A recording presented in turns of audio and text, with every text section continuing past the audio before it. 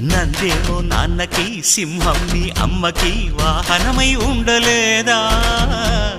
ఎలకేమో తమరికి నెమలేమో తంబికి రథమల్లే మారలేదా?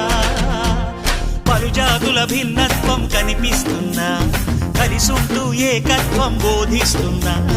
ఎందుకు మాకి హింసావాదం, ఎదిగేటందుకు అది ఆటంకం. నేపరం మాకు సోదర భావం, మార్పులు మాలో కలిగేలా ఇవ్వు భరోసా. గం గణపతి గం గణపతి గం